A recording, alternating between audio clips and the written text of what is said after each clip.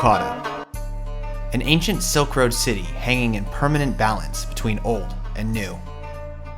Uzbekistan's fifth biggest city, Bukhara has been a center for trade, scholarship, culture, and religion for at least 5 millennia.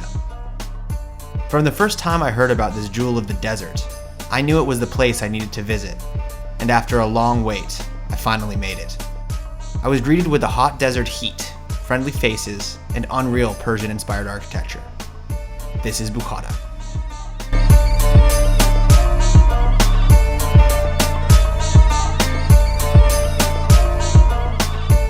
We're now here in the city center of Bukhara, and this city is even more stunning than I could have ever imagined.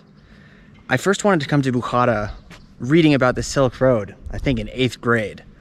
This was a city of trade, of cultural exchange, of religious learning, and the pictures and the vibe and the Central Asian sort of Islamic culture was always so enticing for me.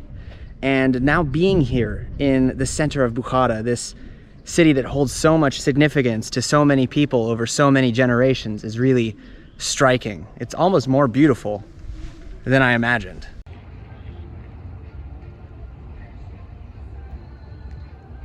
The city of Bukhara has been here for over 1,000 years, and it's always been a central hub of trade. And it was at central markets like this that spices from the east and from the south in India and China, silk and everything was traded to the west. Traders from the Arabic world, from the European world, from the Chinese world would come here to exchange goods and services, teachings and religions. And you can still all see this in modern day Bukhara. The city center, while very touristy, you know, they sell all of the local goods, they still embody that Silk Road vibe. So you can find a lot of handicrafts, whether it's metals, whether it's rugs, silk, things of that sort. And they've also got various tents and things set up for tourists to use, to sell from, to take pictures of. It's all good. While things like this seem pseudo-constructed for tourists and maybe a little gimmicky, I think it's nice that they still carry on the legacy and traditional vending style of the people that were here thousands of years ago. It's a celebration of their culture. And, you know, if they're aggressively selling you stuff, like some lady was really pressing me to buy some sort of shirt, in a weird way, that's kind of in the style because this was a Silk Road trading post, and people here have been vendors and sellers of goods for millennium. So it kind of goes with the style. It's part of the deal. I'm taking you now to one of the most impressive places I think I've been on my travels in a really long time, architecturally speaking. This is the Kalyan Mosque complex. It's a massive both mosque and madrasa. A madrasa is basically a Muslim teaching school where students from all over Central Asia would come to learn the teachings of the Quran, to learn how to be teachers of Islamic law or imams who work at mosques. This place was built in the mid-1500s, and every one of these tiles that adorns this front facade is hand painted in blues and turquoises and in gold. It's one of the most remarkable building complexes I've ever seen in my life, and it's stunningly and strikingly beautiful. Bukhara, the ancient city, was founded over 1,000 years ago. In 1200, it was sacked and destroyed by the Mongols, and then rebuilt under many different khans to greater and greater prestige. People would stop in Bukhara along the Silk Road, and many would stay and live their lives studying Islam, sharing the teachings of Muhammad, and traveling around the region after their studies are finished. Bukhara was also the center of a few great khanates or great empires. The most notable is Timur, who was one of the builders of many of the large and impressive monuments and cities in Central Asia, especially in Uzbekistan. Here you can see an up-close and personal look at the tile work, each one handcrafted and beautifully displayed. These ones are even more impressive as they're huge mandalas and murals that extend up these walls.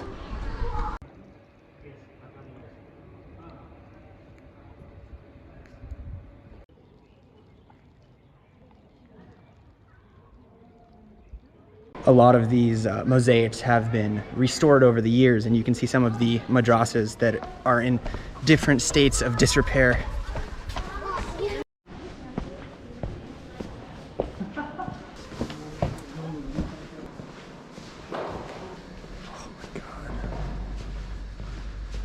This place is phenomenal. This is the Grand Mosque of Bukhara, and you can see the absolute size and scale of what they've built here. This rivals any of the greatest cities I've ever seen architecturally in Europe, whether it was Prague, St. Petersburg, Florence. The cultural and religious significance of Bukhara to the Islamic faith is truly astounding. And anybody who loves architecture has to visit this city. You gotta come here.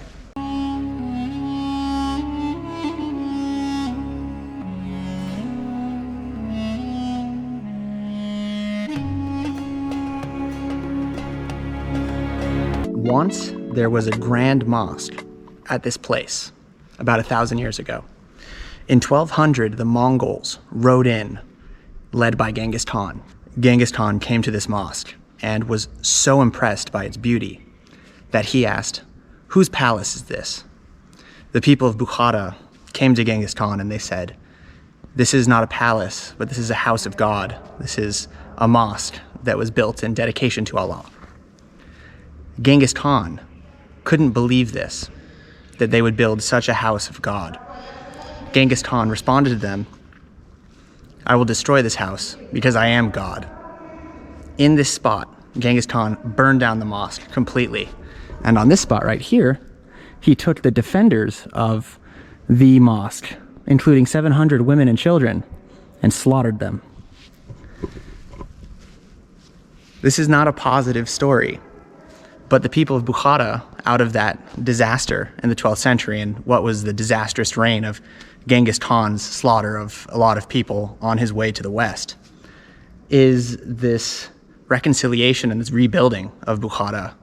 So on this site, they built the Kalyan Mosque, and this is built in the 1500s, an absolute architectural gem. If the first one was this beautiful, built in the 1200s, I mean, considering the Europeans were in the Dark Ages, it's really hard to even compare. We also have to remember that while the Europeans were duking it out in the Dark Ages, basically in pre-feudal forts and small kingdoms, the empires of the East, the Sassanid, the Persian empires, the Umayyad, Muslim, Arabic empires, were advancing in culture, in technology, and architecture. Over 1,000 years ago, the East was much more advanced than the Europeans, which were basically investing all their resources in military technology, defense systems, and war. A lot of the original science, algebra, numerical systems were developed here by the Indian empires, by the Arabic empires, and they were often worked on in places like this. Unreal. For me, this history of East-West exchange, of religious exchange, of conquest, of destruction and reparation is why Uzbekistan is so interesting and why it's a country you have to visit. It's so deeply rich in history, and the people here are so diverse. The food here is so varied, the culture is so varied, and the Islamic practices, while very... What's up, man? Здравствуйте, salam alaikum. Salam alaikum. And the Islamic practices here, while being traditional, also have this very Central Asian mysticism about it. Just like what we found in Kyrgyzstan, a lot of the teachings go back to Sufism, which is this Islamic mysticism. It is a very different shade than what you find in the Arabic Peninsula. As we walk to our final historical destination, the Ark of Bukhara, the founding area of the city, I will comment on one thing that I find extremely funny with regards to the history here. So all this cultural exchange, all of this mixing, all of this Central Asian, Indian, Chinese, European thing coming together, it makes for an amazing country. But the one thing I don't understand is what the hell the Russians were doing here. I understand the Russian Empire wanted to be large. I understand the Russian Empire had interests all over the world. I understand that Uzbekistan is not far from the Russian sphere, but out of all the cultures you could have picked to especially kind of shape the significant modernity, what's going on here in Uzbekistan, Russia doesn't make any sense.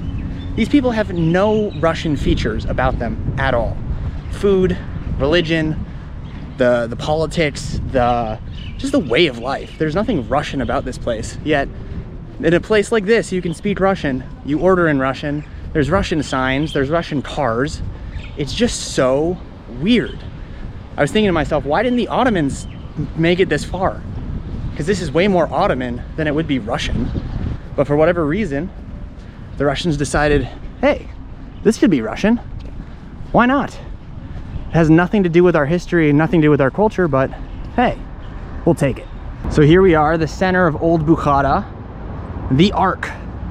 Really unbelievable that something like this exists in a modern day city. And that's why Bukhara is so cool, because it sits on this ancient and modern kind of mixture. Like here's a pretty modern water tower that was built not too long ago across from something that was built in the 900s.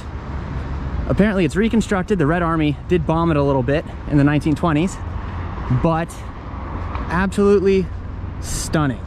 Could you imagine going through the desert on your camel, and out of the distance in the oasis stands this? And this is what I love about modernity. Russian post box, ancient fortified thing, and it's Wi-Fi enabled, baby. Wi-Fi enabled. The weather in Bukhara has turned on me, and I'm pretty sure I'm about to incur a sandstorm. Stand by. If you've ever wanted to see what a sandstorm looks like, you can see this huge cloud rolling in, and you almost can't see the city anymore. Very dusty. So the Ark of Bukhara was originally built in the 5th century as a fortress along the Silk Road. This became the home to various warlords and emirs of the region of Bukhara over the years, until the Russians took it over in 1920. The inside is truly stunning. You can find the remains of an empire, jewels, artifacts, paintings, maps, and of course the old throne room of the former emir. Maybe the most striking thing that they have there is this mosque that sits in the center of the Ark. Inside the mosque you can find old Islamic writings. These are literally over 1,000 years old, and they're done in beautiful calligraphy. It's really striking to see, and it's crazy that history like this exists in a modern day city. The last place I'll take you is to modern Bukhara, the city that is still living and breathing next to these ancient artifacts. Every city in Uzbekistan seemed to have an amusement park at the center, a place for people to come together with their families, enjoy the warm summer air, and grab some grilled meat.